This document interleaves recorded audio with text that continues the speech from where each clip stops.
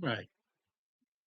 Hello, anybody who is here? Oh, people are already here. Okay. So probably not going to be too long of one tonight again, but did have some stuff happen. Things continue to blow up in Russia, as always. Uh, US started running a bunch more spy flight stuff over Cuba because everybody with an IQ above zero knows that this is coming. It was one of the three things on the list to do: Venezuela, Cuba, and Iran. Iran has just not gone according to plan. Fair deal, that does also have to do with types of people that are currently occupying the positions of power in the US, but that's neither here nor there, except it is, because that's part of what's in the title. But, anyways, before we get to the stuff that's explicitly in the title, for those who missed the last few streams, on Thursday, Trump announced out of nowhere a new super peace deal for Gaza, saying that the IDF, Israel, agreed to leave Gaza and not continue occupying it or annex it, and that Hamas agreed to give up all of its weapons and disband and cease to exist. And so that totally obviously was true and 100% happened. You can tell because The fake news immediately, 24 hours later, reported and showed the footage of the IDF resuming carpet bombing of Gaza, which they've been doing since Friday night. So that went nowhere because everybody knew it would. And Israel had been up to roughly here in Lebanon. They initially pulled back to here and then went a little bit further back down to like here, had a brief exchange of fire with the Lebanese army because Lebanese army was supposed to be coming in to fill the zones to fight Hezbollah. That was part of the deal. But now you'll never guess what happened. After a couple weeks of things sitting as they were, guess what's now going on? As of a few hours ago, the IDF surged forward and is now pushing back further north into Lebanon, which, if that continues within the next 24 to 48 hours, will probably end up putting the Lebanese army in a position where they're going to have to decide either to fight or turn around. So the whole thing about Israel giving up the occupation of southern Lebanon was also completely false, as everybody knew it was going to be.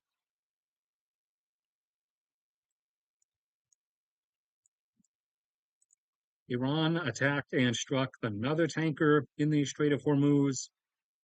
That one was again disabled and is out of commission. The Houthis attacked and struck a Saudi or container ship not owned by Saudi Arabia, but that was coming to and from ports in Saudi Arabia that had gone through the strait into the Gulf of Aden. And so they struck that, and that vessel has reportedly sunk.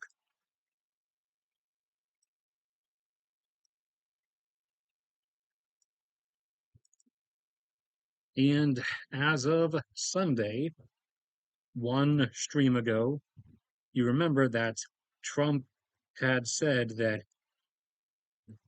we were about to launch the biggest, most epically tremendous attack since World War II. But he, out of his kindness, by his own words, called it off at the last minute because Iran suddenly, according to him and only him and nobody else, suddenly came to him in the middle of the night begging to make a deal. Something Iran said is not happening. Something all of the other Persian Gulf nations also said they were completely unaware of, along with Pakistan. So that was a lie. And in response to being called out on it, Trump has now flipped. Let's draw some big, angry inward eyebrows there. Trump has flipped and has said today that Iran has 24 hours to actually come forth and agree to a peace deal that was not being negotiated, or else he will totally and epically destroy them. They'll be obliterated. So we keep going around and around and around in this infinite circle. Round and round and round we go. We're all gonna die in a Sharknado.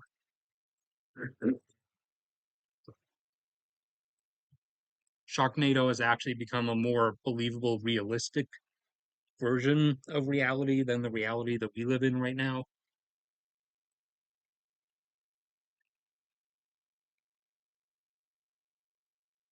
Let's see, we get anybody? No? More people trickling in. If you missed anything, just scroll back along the timeline. We've only been going for like 5 minutes.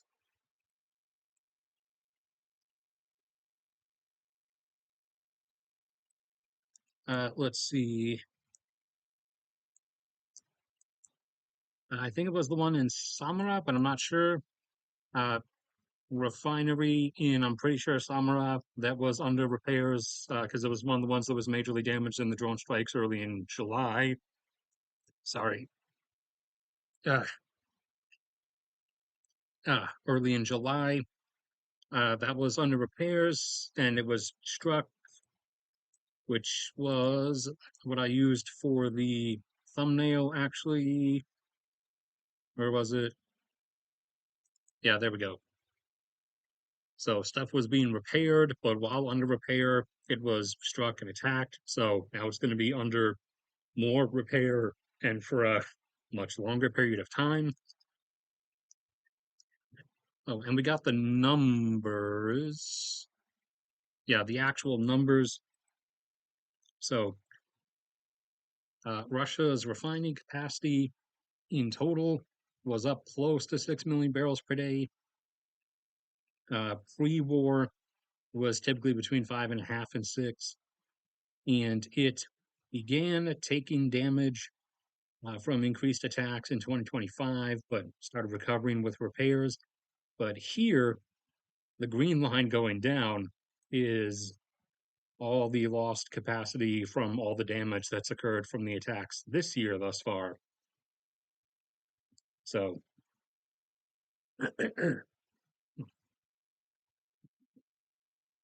we'll see how much further that goes down.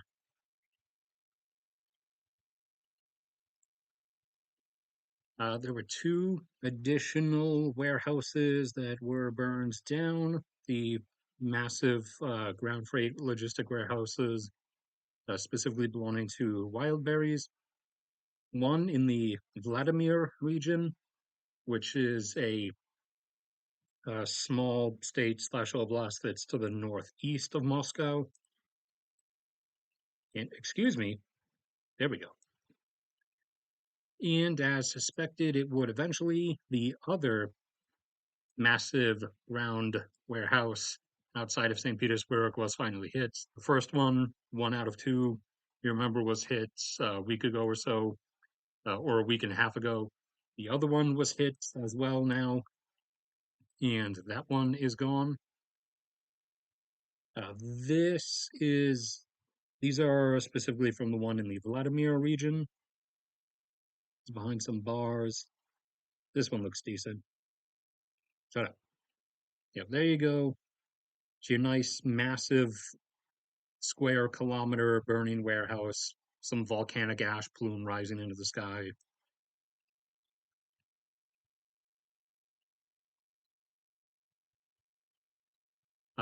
Samara, I'm pretty sure.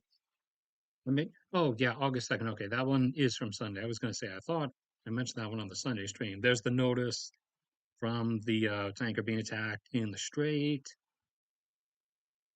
After all the damage that's been done, all the commercial shipping vessels, 200 plus, being struck with varying levels of damage in the Azov and Black Sea, basically everybody with a brain stopped trying to go to or from Russian ports. However,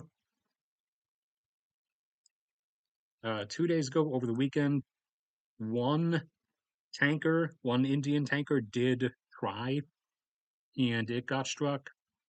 And now, this time, a ro-ro vessel, which is one that's designed for rolling cargo that you can roll onto and off of it, as opposed to stuff with a crane.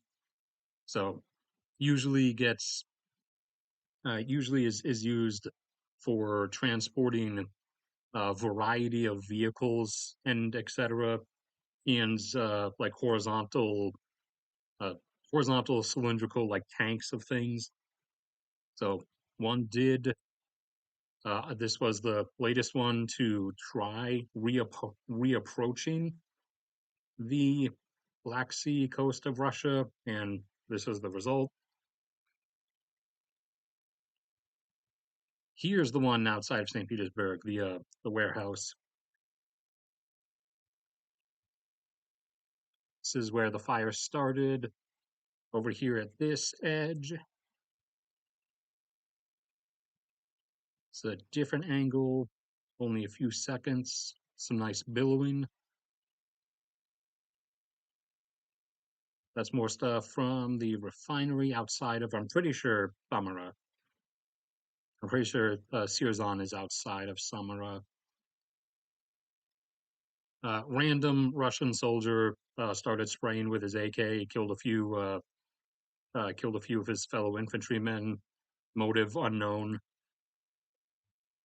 Possibly drunk, maybe just lost it. But yeah, here's more stuff from the one outside of St. Petersburg. Nice long smoke trail. That's the refinery. This was prior progress over the last 2 years per month of square miles of Russian gains and or losses, which was uh, sluggish in hundreds of square miles. Sounds like a lot. Uh, for a warehouse, that would be huge, but for actual size of a country, it's not.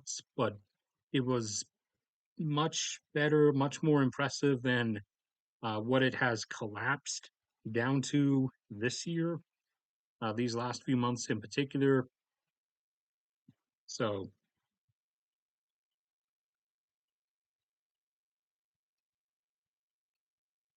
one remaining S-400 air defense system was suddenly brought out from hiding on the Crimean Peninsula in some underground location. Uh, Wildberry's competitor had their AI looking super makeup chick announced that they are not going to be doing deliveries to Crimea anymore, which everyone kind of already knows because none of the no ships can go there. The only land routes that's safe is the bridge for the moment, which Russia doesn't want to use all that much for anything other than people themselves because they don't want to become a target, even though it eventually will be. The rail line over land has been cut, and one of the overland road bridges has been cut. But most importantly, the overland route, the suicide trucker route, is taking about 30 trucks hit by drones a day. And also, the kind of, except for trying to occasionally bring in attack helicopters from the mainland for some reason, no one really wants to do flights to and from Crimea anymore for obvious reasons.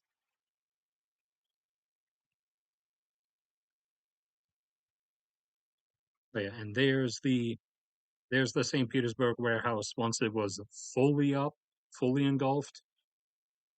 Actually, the smoke went up and started falling back down because it became too heavy.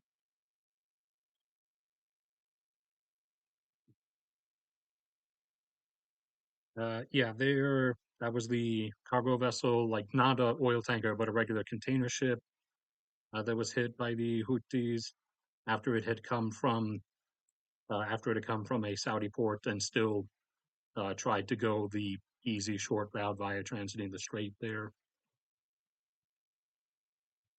Some of the stuff about the IDF suddenly moving north again, despite the supposed agreement to pull south and only remain in that southern third of the occupied space.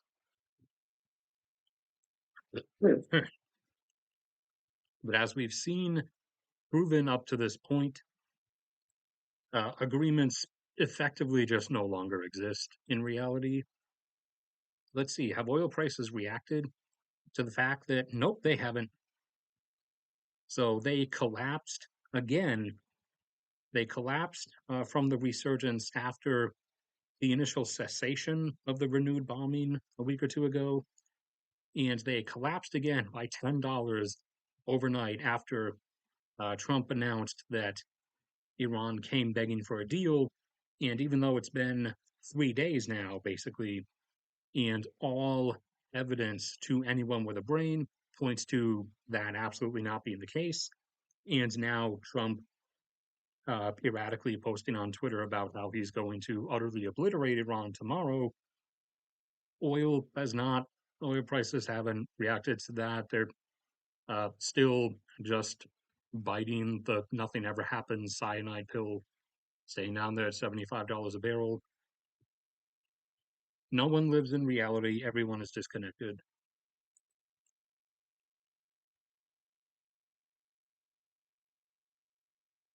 We have one living person present.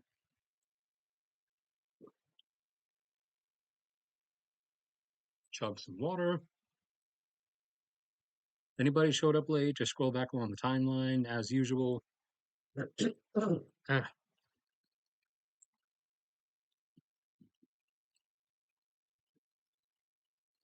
yeah, that's about all the specifics. Friday one will probably be longer, but just by nature of more stuff's probably going to happen because that's a longer gap of time.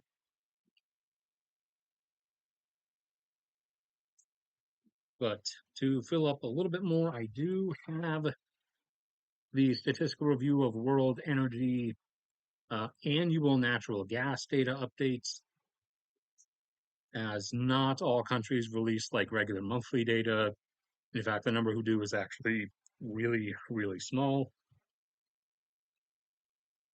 So let's see, for annual data, both production and consumption, Saudi Arabia over the last 10 years has continually gradually increased natural gas output from its fields, mostly by capture of gas that it was otherwise just flaring, from 9.5 billion cubic feet per day up to now, as of this year, 13. And its consumption is exactly the same. It's gone up from that because that's where its consumption has gone, because that's all they've ever filled.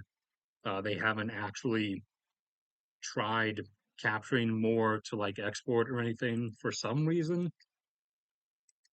That one's always been a bit of a puzzlingly stupid choice on their part, kind of.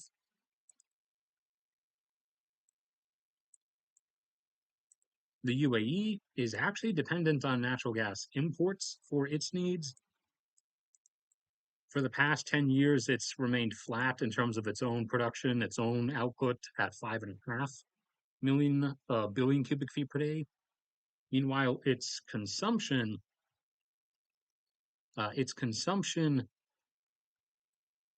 has returned down to 6.5 after briefly going a bit higher than that.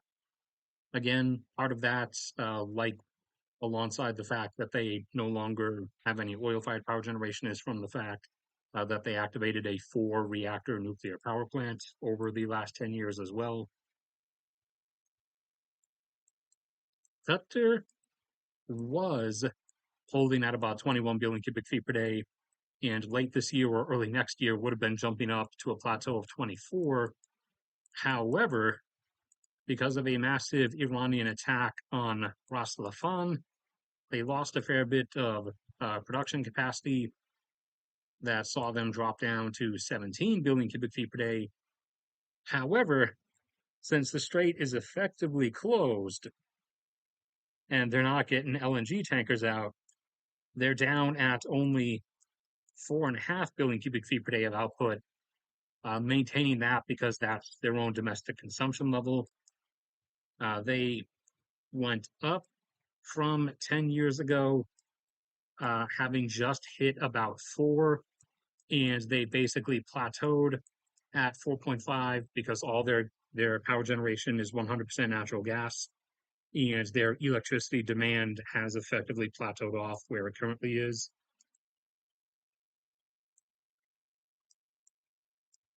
Iraq, over the last 10 years in production, has gone from 0.5 up to now actually exceeding 1 billion cubic feet per day.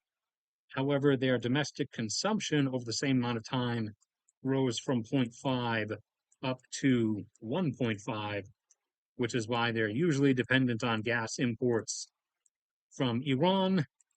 which they now don't have anymore for obvious reasons. And Iran was gradually increasing over time and had gotten up to about 24 billion cubic feet per day until the last few years when they started having so many issues and degradation problems.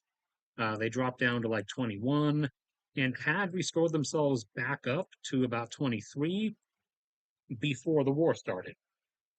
Meanwhile, all the power outages and shortages you heard about were because over the same period of time, the last decade, their domestic consumption levels had increased from below 20 up to about 25 billion cubic feet per day.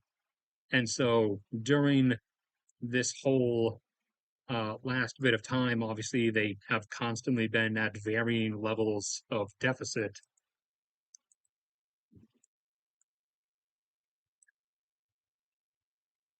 All right, let's see. Who else? Egypt does release regular monthly data, but will do their annual stuff anyways.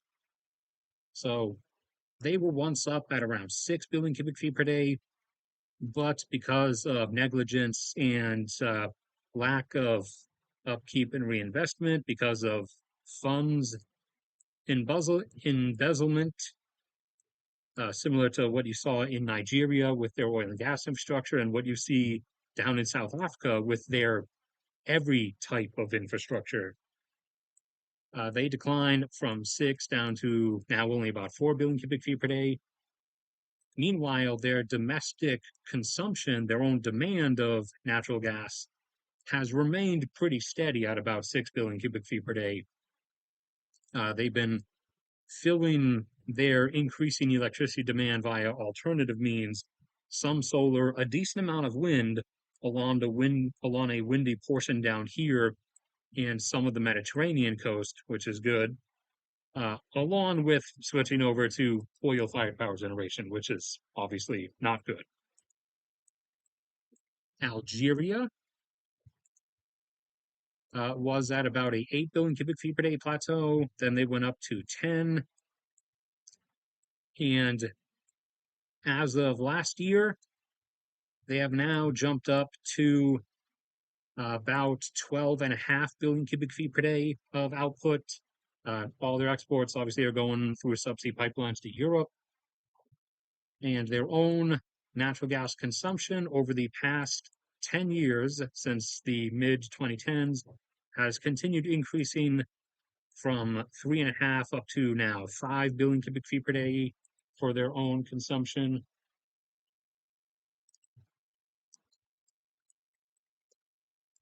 Turkey has effectively no natural gas production, just as they have effectively no real oil production. They have some fields, but not really.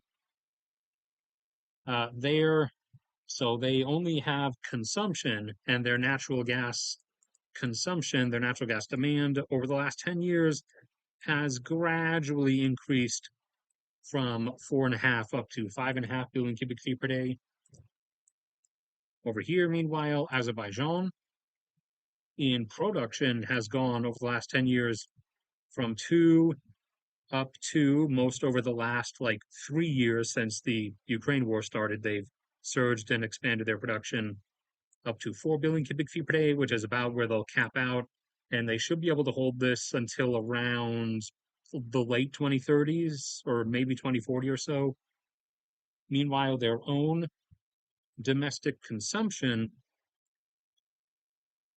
got up to, and for the last few years has now plateaued off at about 1.5 billion cubic feet per day, as the increases, the still gradual increasing of their electricity demand they have now been predominantly meeting with expanding wind power, especially around the middle of the Caspian Sea, Baku Peninsula area.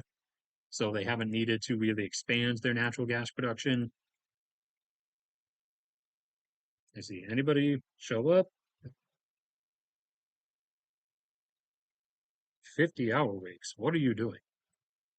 I remember when I could get something close to that back at the university security job.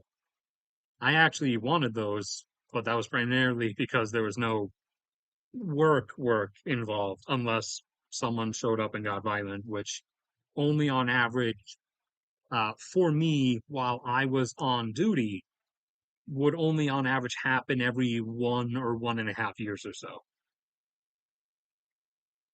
Turkmenistan. Oh yeah, if you just showed up, anybody, yeah, because see, there's a surge of people. If you showed up in the last few minutes, the stuff that's in the title we talked about first, obviously. So just scroll back along the timeline there to like 27 minutes ago, and you can see the start and all that stuff. Now, I've just been keeping the stream going with some more annual statistical review of world energy data, since I know people are gonna, there'll be plenty of people that only show up like half an hour plus. So you can scroll back on the timeline, but for anybody who's sticking here in the present, Turkmenistan only ever releases annual data, and their production, despite being capable of going much higher, has oscillated around close to 10, but never really hitting it. And as of the start of this year, they're at a flat 9 billion cubic feet per day. Meanwhile, their domestic consumption over the last decade specifically climbed from 2.5 up to 3.5 billion cubic feet per day, but has gradually dropped back a little bit down to about 3, as they have also expanded a little bit into some wind power there and some here where there's like a surrounding high altitude down from the mountains waterfall of wind effect, basically. Uzbekistan up to their north. Where are you? Where did I put you guys? There you are. Their natural gas production has declined over the last 10 years from 5 down to 4 billion cubic feet per day. Meanwhile, their domestic consumption has increased over the last decade from 3.5 up to 4 billion cubic feet per day. So they are right at the threshold, about to cross over into net importer status. Kazakhstan, for a while, was pretty low, and then they jumped up to 2.5, and now they've jumped up recently to 3.5 billion cubic feet per day of production. Meanwhile, their domestic consumption of natural gas over the last decade has increased from 1 to about 2 billion cubic feet per day. China, we're just going to go offshore here because everything's going to get obscured by the deeper shading of the mountains. China continuing to go up, and let's see, their production over the last 10 years has increased from about I think it was 18, it might have been 17, so I'll just put a question mark. I didn't actually write the lower end because I'm irresponsible. Up to now 25 billion cubic feet per day, and they're probably capacity wise going to cap out somewhere in the 30s.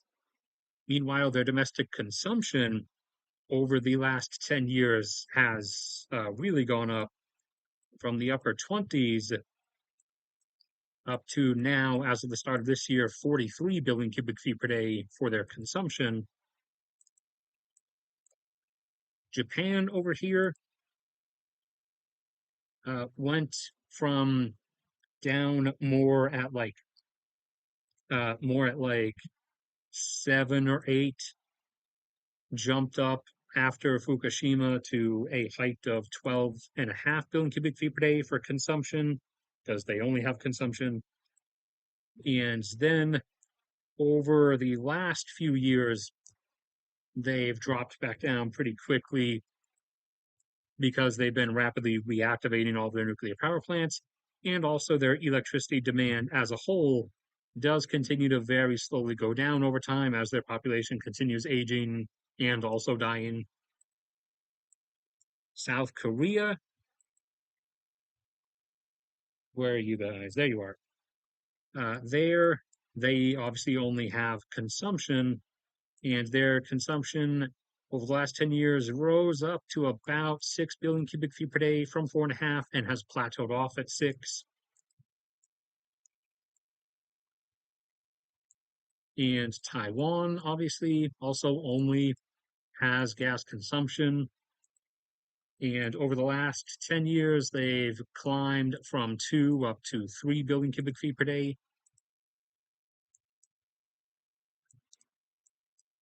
Australia, where did I put Australia?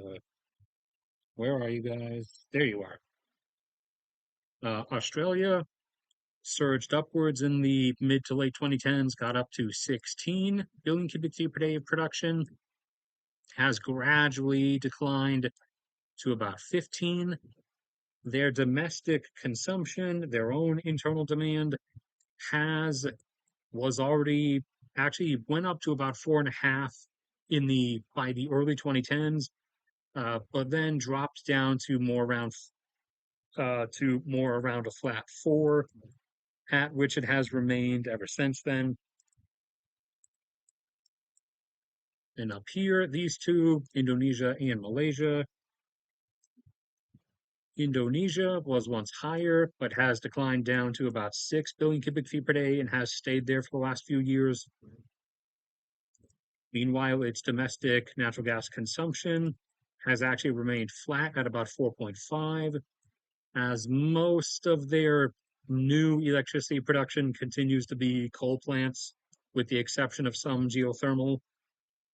And then Malaysia up here was at about 6 until the last couple of years. They've brought themselves up to 8 billion cubic feet per day of production.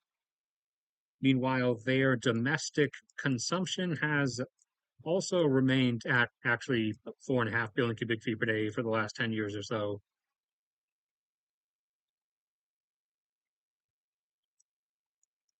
Swing over here. Argentina was once up at 5 before, but that was way back around the turn of the century. They had declined down. They had declined down to more like 3, or under 3 technically, but the Vaca Muerta shale stuff has brought them back up now to about 5.5 billion cubic feet per day of gas production. And their domestic consumption over the last 10 years specifically has actually declined from 4.5 down to 4, as they have also expanded into wind power, especially up around their shared area with Uruguay. Brazil, basically everything they have for the most part is oil, so they never really had a lot of gas either way. For the last 10 years, it's been 2.5 billion cubic feet per day flat for production, and their domestic consumption has declined over the last 10 years from 4 down to 3 billion cubic feet per day.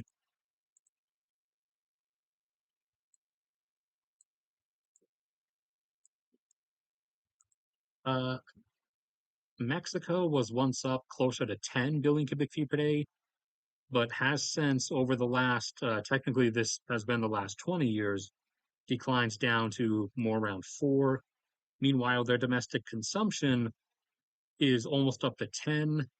And over the last 10 years, specifically since the mid 2010s, they've gone from 7.5 billion cubic feet per day up to 9.5 billion cubic feet per day of domestic natural gas consumption.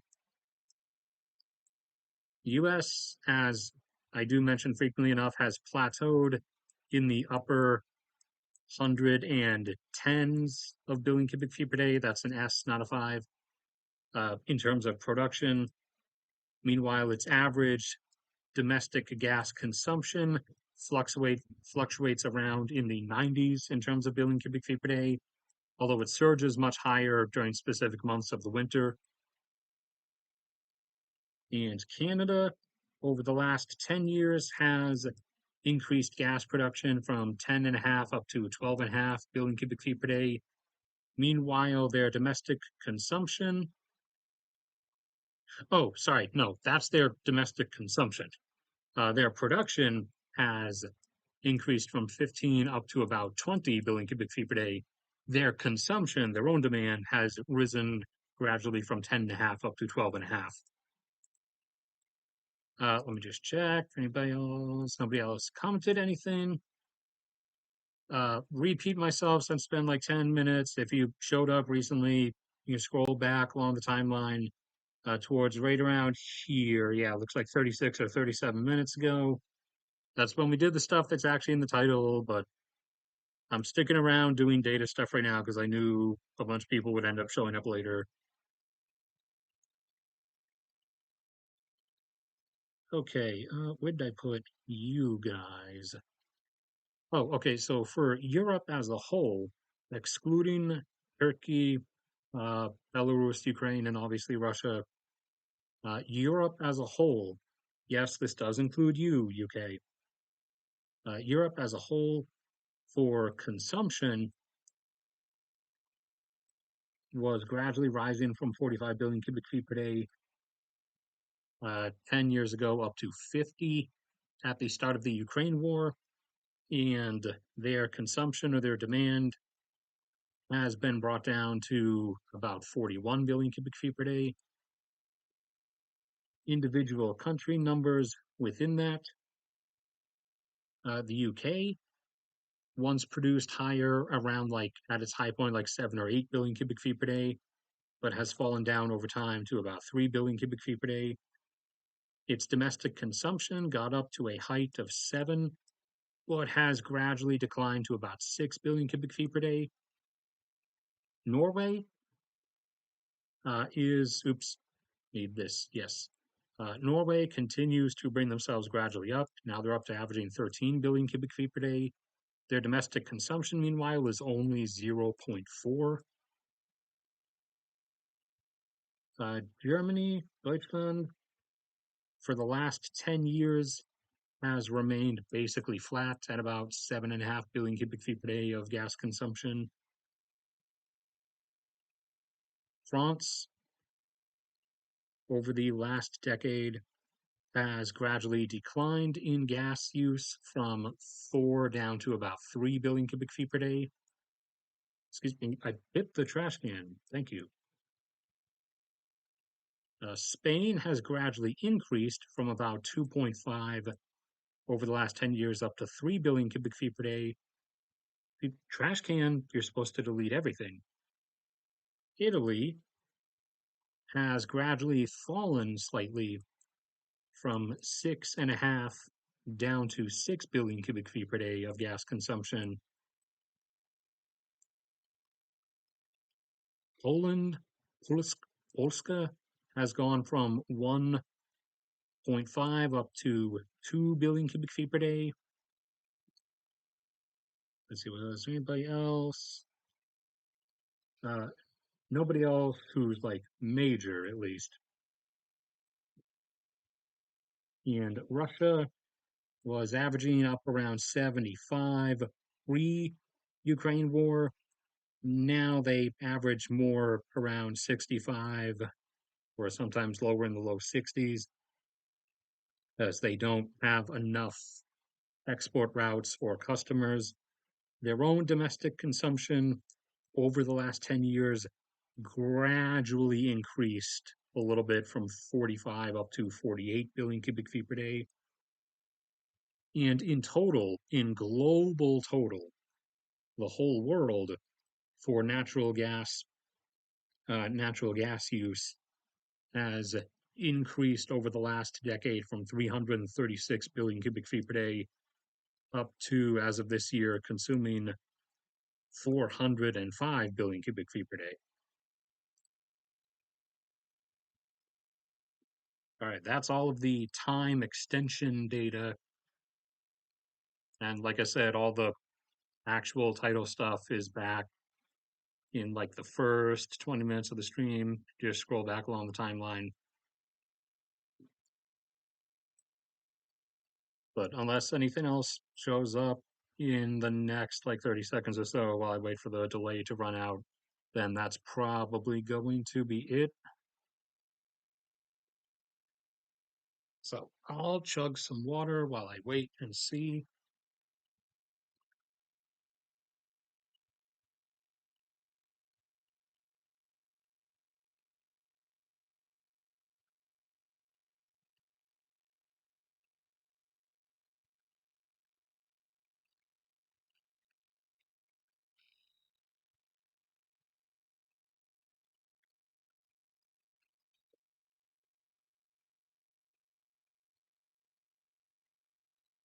Nope, doesn't look like it. All right, then I will see you guys on Friday, probably. Otherwise, if you want, you can go to Twitch and catch a stream on Twitch tomorrow night at around 7. It's under the same name, Maxodeer. Probably Gauntlet Dark Legacy. I don't know. Find out when we get there. But I'll see